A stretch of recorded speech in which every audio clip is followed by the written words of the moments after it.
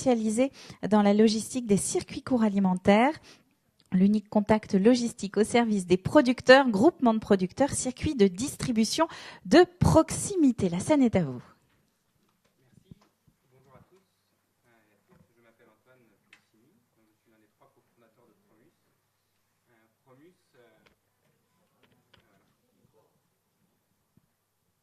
c'est bon, vous m'entendez ? Merci. Promus a pour vocation d'aider les agriculteurs dans leur vente en leur apportant une composante logistique sur la vente notamment directe, qui est aujourd'hui une des problématiques majeures de la vente directe, à la fois pour leurs clients B2B et leurs clients B2C. Donc on travaille, on est aujourd'hui une équipe de 6 personnes, dont 3 cofondateurs. On est issus du monde de la logistique pour certains, donc on a une expertise sur ce sujet-là et on l'a mise au service des producteurs et donc de la vente directe. Je ne vais pas vous redonner les chiffres, mais en fait, vous savez tous que la logistique dans la vente directe représente une difficulté à la fois de temps et à la fois financière. On estime qu'aujourd'hui, 2 à 3 demi-journées par semaine, elles sont perdues sur la route pour des agriculteurs qui ont déjà beaucoup de temps à passer pour d'autres activités.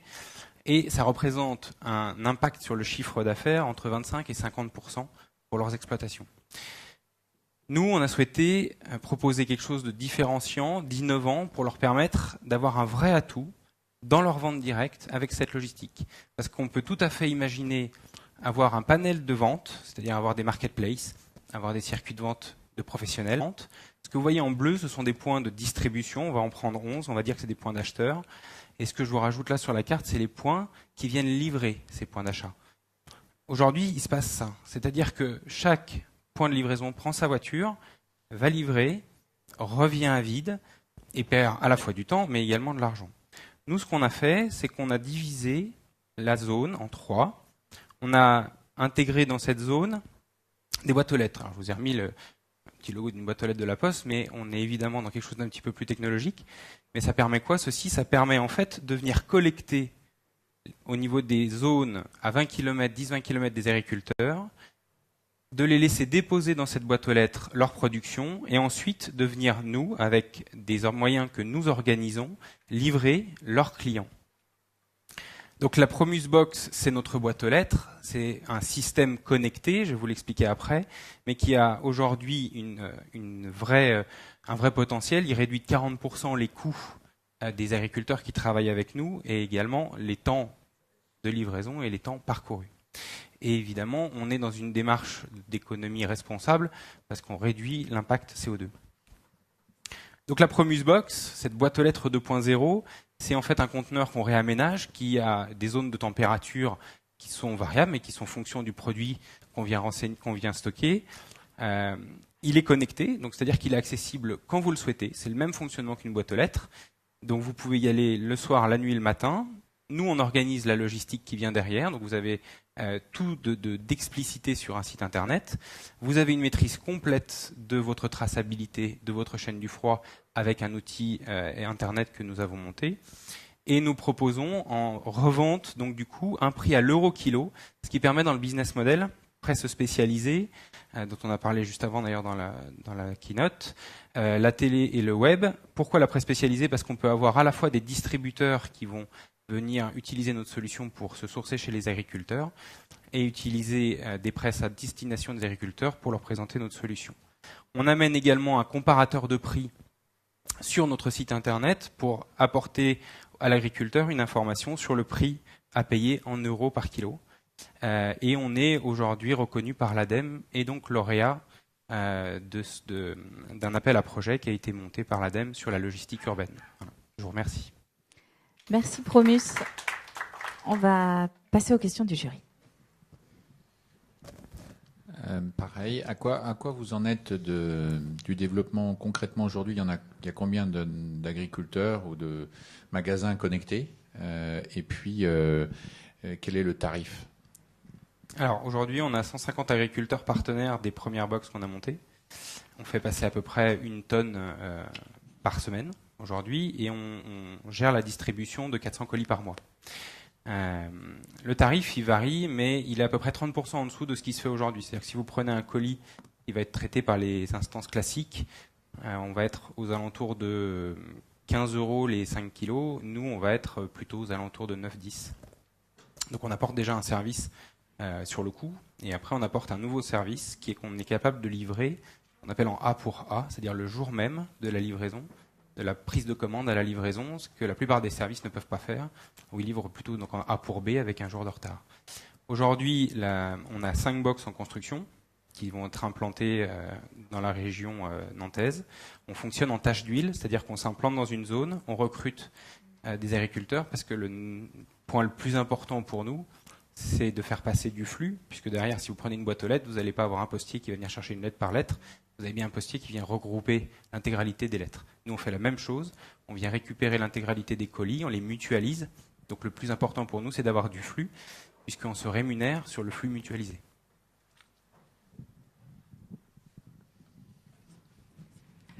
Comment vous recrutez les agriculteurs pour faire vivre votre box ? Alors on a 3 axes. Le premier, les associations et les groupements d'agriculteurs qui amènent en fait un niveau de compréhension sur la logistique qui est important et qui ont ces problématiques. Donc ils sont capables d'être des vecteurs d'éducation pour nous. Et de l'autre côté, en fait, c'est des distributeurs qui ont la problématique de la logistique. Si vous prenez des distributeurs qui sont même des groupements sociétaires, ils ont besoin aujourd'hui de maîtriser le volume qui va arriver au bon moment sur leur plateforme de distribution. Nous, on sait leur apporter. Donc on peut avoir des distributions style groupement de crèches, ce qu'on fait aujourd'hui sur Nantes, qui viennent nous demander en fait une livraison à un horaire précis. Donc la demande, elle vient de cette partie de distribution. Donc on les a contactés aussi. Et de l'autre côté, on a les groupements. Voilà. Si on va suivre l'image de la poste jusqu'au bout, dans les boîtes aux lettres, on n'a personne à côté, oui, en général. Donc on peut venir juste mettre sa lettre et partir. Donc est-ce que c'est la même chose au niveau de votre dispositif, et quelles sont donc les conditions de sécurité, ou bien comment est-ce que vous assurez la sécurité du matériel ou bien pour les différentes personnes qui sont vos clients? Donc la box, elle est entièrement autonome, donc elle est connectée en 4G en temps réel. Elle a 2 caméras à l'intérieur qui permettent de couvrir l'intégralité de la surface. Donc on voit s'il y a eu un vol, on est capable de remonter sur la vidéo de qui a été. Et donc tout le monde est tracé sur le système. Et en plus, on vient apporter à l'agriculteur une traçabilité étiquette. Donc il imprime son étiquette chez lui. Quand il rentre dans la box, il est obligé de scanner son colis. Donc en scannant son colis, il vient dire « moi je suis rentré, j'ai déposé cette matière ici ». Le transporteur fera de même en disant « je l'ai récupéré ». Ça apporte 2 avantages. Le premier, c'est la traçabilité complète de la chaîne logistique. Et le deuxième, c'est qu'on permet aux distributeurs d'avoir des alertes de non-livraison. C'est-à-dire qu'un agriculteur qui aurait vendu en direct à des crèches qui devaient vendre 15 kilos de pommes, s'il n'a pas amené le colis, on est capable de l'anticiper parce qu'au moment où il doit livrer la box, il ne l'a pas livré. Et donc on peut remonter une alerte à notre distributeur. Donc on trace l'intégralité de ce qui se passe en temps réel. Merci. C'est terminé. Merci. Laurie Ting, la société développe un nouvel outil d'aide à la décision à destination des éleveurs avicoles et des producteurs d'œufs. Après 2 ans de développement d'un poulailler domestique intelligent destiné au grand public, Eggs Eating, elle entend mettre en œuvre sa technologie au service d'exploitation industrielle et semi-industrielle. On vous écoute. Alors bonjour, moi je m'appelle Arnaud des données et en faire des outils d'aide à la prise de décision ou des logiciels en ligne. Et puis on a pris beaucoup de plaisir pendant 2 ans à prototyper et à fabriquer un poulailler connecté, un poulailler intelligent. On a pris le temps nécessaire pour réfléchir à ce que ce serait le poulailler de demain. Dans ce poulailler, on peut savoir quelle poule pond et quand, on peut savoir la température, l'humidité, on va venir fermer la porte, l'ouvrir au bon moment pour protéger les poules, on va avoir une dimension de niveau de graines, etc. Et donc il y a une grosse dimension ludique et pédagogique, puis de conseils globalement aux éleveurs qui sont plutôt des particuliers. Et puis quand on a présenté ce poulailler, une fois qu'il était terminé sur des événements, on a des éleveurs qui sont venus nous voir, nous rencontrer, pour nous poser des questions sur la technologie. Et puis on a poursuivi sur le sujet en étudiant un petit peu ce marché, et notamment le marché de l'œuf, qui est un marché qui est très important en France. Et puis en fait, on observe qu'il y a 3 segments importants dans la volaille. Il y a donc l'œuf, la chair, et puis les sélectionneurs. Et sur ces 3 segments, notre technologie avait, il nous semble, du sens. Donc ça, c'est un élevage de poules pondeuses. Et puis, pourquoi on appelle notre solution sortez du lot? C'est parce que aujourd'hui, la façon dont on va prendre des décisions au sein d'un élevage de volailles, c'est on va prendre l'intégralité des données d'un lot. Typiquement, on peut avoir des élevages, alors ce sont des petits élevages à 500 poules, et on peut être à plus de 30 000 poules dans un bâtiment, et on va décider par exemple sur 30 000 poules de donner tel type de nourriture ou d'avoir tel type d'action, de nourrir à telle heure, etc. Et on va appliquer cette chose-là sur l'intégralité de l'élevage.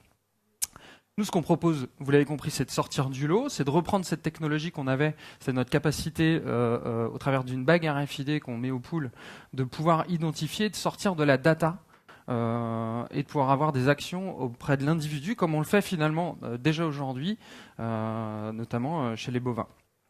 Pourquoi on ne le fait pas, à notre sens, chez les poules? Alors, il y avait une dimension de coût qui était évidente, et aujourd'hui, on est sur des technos qui sont beaucoup moins chers. Et puis, il y avait une solution qui est encore plus claire, c'est que quand on a 60 ou 100 vaches, on peut regarder des données, essayer d'appliquer des choses. Quand on a 30 000 poules dans un bâtiment, c'est pas possible. Alors, notre solution consiste, je l'ai dit, à mettre une bague RFID aux poules et de savoir quand est-ce qu'elle va pondre, quand est-ce qu'elle va boire, quand est-ce qu'elle va manger, savoir que cette poule est montée sur un peson, et on va pouvoir suivre notamment sa courbe de poids. Et ça a un impact, et notamment dans les premières semaines à l'arrivée dans un élevage, c'est un impact très fort sur le volume de ponte.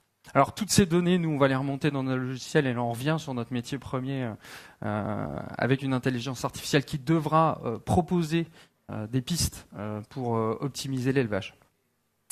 Alors je vous l'ai dit, ça sert à tout ça, ça sert à rechercher s'il y a des anomalies, par exemple des maladies. Au travers des informations qu'on peut remonter, on peut détecter très très tôt et en amont une problématique santé notamment. Et donc du coup, plus on a l'information tôt, plus on est capable d'agir. Et évidemment, d'augmenter les performances économiques, tout en travaillant de façon assez forte sur la notion de bien-être. Notre solution coûterait environ 3 € par poule sur la globalité, et notre promesse, c'est d'être capable de rapporter plus que ça sur l'intégralité d'une session, enfin de la vie d'une poule qui est entre 12 et 14 mois aujourd'hui. Je crois que vous allez me dire que c'est fini. Eh oui, malheureusement. On va passer aux questions du jury donc pour cette Startup Eating. En termes de déploiement aujourd'hui par rapport au coût de 3 €, justement, est-ce que vous avez tenu votre promesse? Est-ce que vous pouvez nous en dire un peu plus sur la rentabilité de votre process? Alors, nous, on a une phase de prototypage aujourd'hui. On n'a pas déployé encore au sein des éleveurs. On a rencontré des éleveurs, on est allé voir comment ça se passait concrètement chez eux, sur des bâtiments assez importants, notamment un dernier de plus de 20 000 poules. Et puis on a commencé à prototyper. Alors on a déjà au sein de notre poulailler domestique la capacité de savoir quel poule pond, etc. Et là on a prototypé notamment le peson, parce que on l'a bien noté dans les échanges qu'on a eus, un élément très très fort. Et aujourd'hui tout ça c'est fait à la main. Ça veut dire que non seulement on doit pouvoir, au travers de notre solution, optimiser les revenus, mais aussi diminuer le temps de travail. Et par exemple, sur la pesée, aujourd'hui, ils pèsent avec des gens qui viennent peser une centaine de poules et ils font un calcul mathématique sur l'ensemble, et on va reprendre une décision globale plutôt qu'individuelle. Votre idée, c'est de baguer des poules un peu au hasard, j'imagine. Alors, s'il y a 30 000 fois 3, vous ne faites pas 90 000 €. Et l'autre question, c'est comment vous récupérez la bague une fois le lot. Alors, c'est des sujets sur lesquels on travaille justement. L'idée, c'est de baguer toutes les poules. Et est-ce qu'on bague ou est-ce qu'on pose la technologie au niveau de l'aile? Ça, c'est des réflexions sur lesquelles on travaille. Effectivement, c'est un travail en amont et de récupération, mais on pense qu'on le gagne sur la vie de l'élevage. Aujourd'hui, les solutions techniques qui sont proposées sur l'élevage et notamment sur les carnets de suivi, tout est, même quand c'est une application, en fait, tout est rentré dans une application à la main. Et nous, toutes ces données, on les aurait en direct pour pouvoir les mettre sans intervention. Alors, quel type de partenariat vous avez noué sur la partie technique, notamment pour comprendre le fonctionnement d'une poule si vous êtes amené à vendre un service sur de la donnée? Est-ce que vous avez des partenariats sur la partie animale? Non, on n'a pas de partenariat sur la partie animale. On a échangé avec des vétérinaires, notamment sur la notion santé, où ils nous confirment l'intérêt d'avoir au moins 24 à 48 heures d'avance finalement sur l'existant aujourd'hui. Mais on n'a pas noué de partenariat dans ce sens-là. En revanche, on est plutôt sur la façon dont on aimerait plus tard pouvoir intégrer le marché directement, travailler avec les intégrateurs qui eux sont en contact direct avec les éleveurs et plutôt en mode donneur d'ordre sur la façon de procéder sur l'élevage. Votre équipe est composée de qui? Alors nous, on vient vraiment de l'univers de la tech, donc on est plutôt codeur, IoT et communication web. C'est terminé.